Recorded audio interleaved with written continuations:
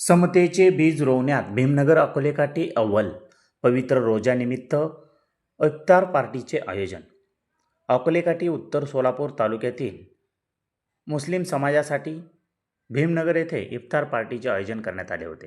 गावाचे ऐक्याची भावना राहिली पाहिजे याच भावनेने युवासेना तालुका प्रमुख अतिश गवळी यांनी इफ्तार पार्टीचे आयोजन केले होते.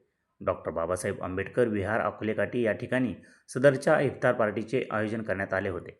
इफ्तारीबरोबरच विचारांची देवाणघेवाण व्हावी यासाठी देखील अतिश गवळी आणि केशव जांभळे यांनी गावात प्रख्यात विद्रोही कवी नितीन चंदनशिवे यांच्या व्याख्यानाचा कार्यक्रम आयोजित केला होता. कवी नितीन चंदनशिवे यांच्या राकट आणि कठोर वाणीतून त्यांनी समाजातील सद्यस्थितीचे वर्णन श्रोत्यांसमोर मांडले.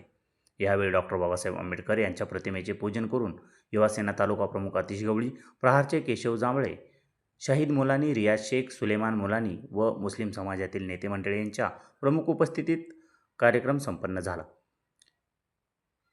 सदर कार्यक्रमासाठी सिद्धार्थ लेझिम संघाच्या कार्यकर्त्यांनी कठोर परिश्रम घेतले. ही सगळी किमिया अतिश दादाने घडवून आणलेली आणि एक चांगला आहे. बऱ्याच दिवसापासून माझ्या तोंडात चाचा नव्हतं कुणा, म्हणजे चाचाच आम्हाला गावात आज मला 4-5 वेळा चाचा म्हणावं वाटायला.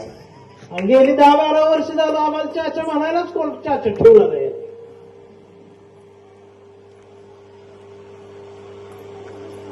आमची अशी ती संशय बघायला आली आहेत.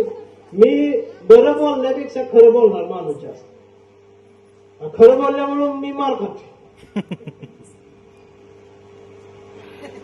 आणि मार खाल्ल्यामुळे काळा पडतोय. आज मी आधी गोराच होतो. खरं बोलून लोकांनी मारून मला काळं केलं. हल्ली चौकात जरी गेलं तर म्हणते मी मुस्लिम, मी हिंदू, मी महाग, मी चांबा. हिंदू मुस्लिम दंगल नंतर होणार आहे, महाराजांच्या मागाच्या दंगल होणार आहे. ही दोन एवढी पेटलेली. कोण म्हणतो मी मराठा, मी धनगर, आणि मी मध्ये जाऊन म्हणतोय मी भारतीय, तर लगेच मारतात. म्हणजे ही नवीन काय आलं म्हणतो, अरे मी जुना आहे तुम्ही नवीन आहे, मग अजून मारते. मी अजून काळा पडतो. पण मला माहिती आहे या देशात भारत आहे आणि उजाडलेल्या भारतातला उजेड डोक्यात असताना या देशात काय जिवंत ठेवायचं असेल तर या देशात भारत आणि भारतीय जिवंत ठेवणं आज काळाची गरज आहे. आणि म्हणून या प्रवासात अतिश सारख्या नेतृत्वाची, तरुणांची गरज आमच्यासारख्या लोकांना पडणार आहे. आणि असा अतिश प्रत्येक गावात असला पाहिजे. त्यावेळेला काय ताप आहे इथं कोणाच्या भांडण लावायला, कारण अतिश सारखी पोरं जोपर्यंत आहे तोपर्यंत आहे. पण एखादं असतीच आवला. असला कार्यक्रम कशाला घेतला? हे असंच का? आणि त्याच्या वाढदिवसाला मग ह्यांना कशाला बोलवलंय? ते 2 भोगलीच का? मग व्हेजच का? नॉन व्हेज का नाही? रोजा आहे, मित्या एवढी लाईट का? मग वक्ता बोलवलाय, मग तो असलाच का बोलवलाय? तुम्हाला चांगला दिसला नाही का? असं काय वाढवून लावणार एक गावात असत, एक नाही जास्त असत.